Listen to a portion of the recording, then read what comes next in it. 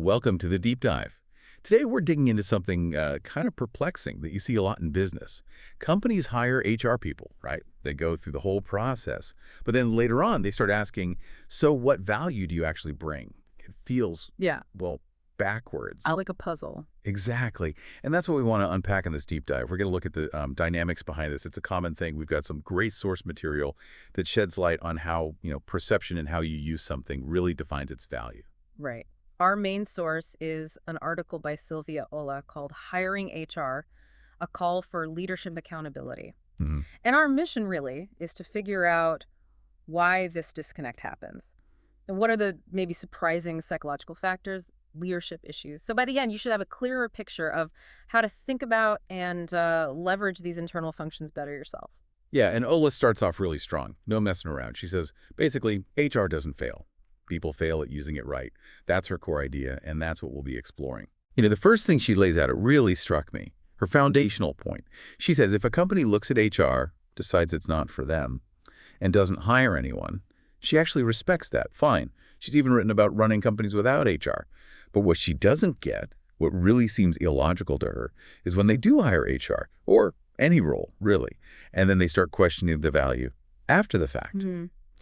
And she uses this analogy that it hits home. She says, it's like getting married and only then asking, so what exactly do you bring to this? Ah, right. It just instantly highlights how nonsensical it is. You've made this big commitment, this investment, and you didn't figure out what you expected beforehand. It really sets you up to understand the problem she's tackling. So her argument is basically making HR constantly prove its worth is kind of missing the point. And the first big reason she gives is pretty profound, actually. Simple but profound. She says, the value of anything is determined by the receiver, not the giver. So HR's effectiveness isn't just something HR can show you on a spreadsheet. It's defined by the people experiencing their work. Yeah, exactly. If the receivers don't see it or feel it, then the question changes. Right. It's not what's wrong with HR. It's more like what's happening on the receiving end. Why isn't it landing? And this connects to a quote she likes, a variation on an old saying. Something like, it is difficult to get a man to understand something when his salary depends on him not understanding it. Okay. Now, she tweaks that a bit. For HR, it might not be salary directly. It could be, company profits, maybe, or even a leader's ego acting as a blocker. Ah, I see. So like a subconscious resistance, maybe, Yeah. to something that challenges the status quo. Could be. It's an interesting angle, something that might get in the way of seeing the value clearly. Okay, so then she moves on to something that really made me pause. Her second point is that facts like, business metrics, all the numbers HR might pull together to show their work, she argues they never change minds, which feels wrong. You think data should be persuasive, objective? It's a bold statement for sure, but it taps right into psychology, Yeah. specifically confirmation bias. Peter Wesson talked about this back in the 60s. We humans, we tend to look for information that confirms what we already believe. Okay. And stuff that contradicts our beliefs, we tend to ignore it or dismiss it pretty quickly. We're kind of wired, you could say, to protect our existing views. Wow. So we filter reality based on what we already think. In a way, yes. And it gets even more complicated. How so? There's this thing called the backfire effect. The backfire effect. Yeah, there was research, I think, published in Political Psychology around 2016. It showed that when people get facts that clash, like really clash, with their core beliefs, they don't just reconsider. Sometimes they actually dig in deeper and become more convinced they were right all along. Get out.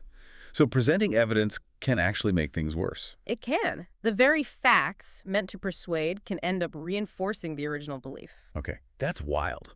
So if facts and data often don't work, or even backfire, then what does Ola suggest? How do you address this value question? Well, that's where she shifts the focus. It's not about throwing more data at the problem. Right. So instead of asking HR to justify themselves with numbers, Ola says the question should go somewhere else entirely.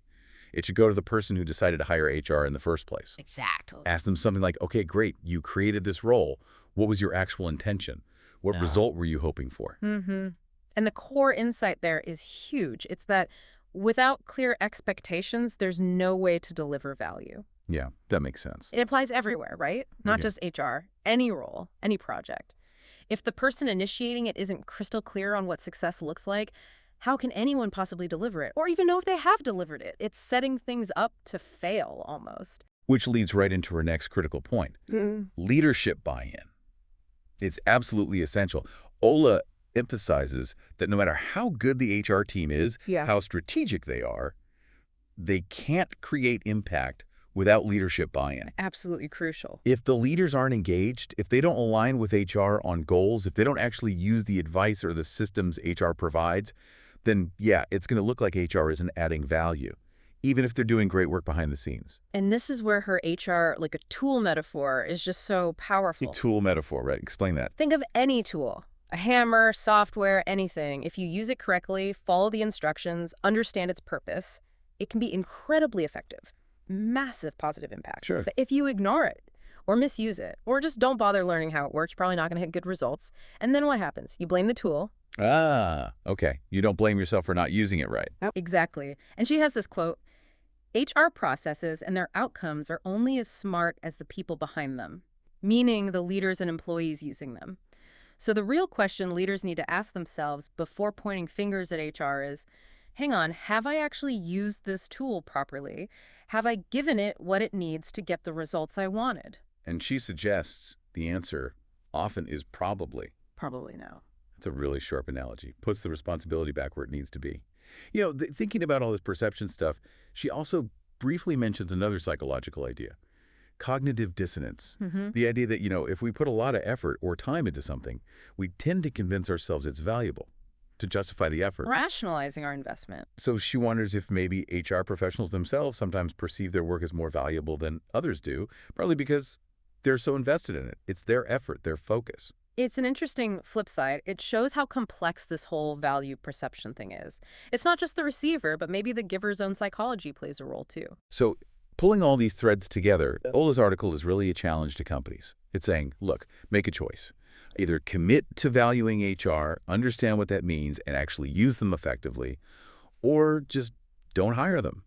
Stop wasting everyone's time, money, and energy if you're not prepared to engage properly. Yeah, it's a call for clarity and commitment. And really, this whole deep dive, while focused on HR through Olah's lens, it's much broader. These principles apply to almost any internal function, any resource you bring in. Sure. Clear expectations, understanding value is subjective, recognizing our own biases like confirmation bias, the need for leadership engagement, that's universal for making anything work well in an organization. Absolutely. So the takeaway for you listening, Right. maybe think about this tool metaphor. Where else in your work or your organization might you be bringing in resources, people, functions, tools, essentially, only to then not really use them effectively?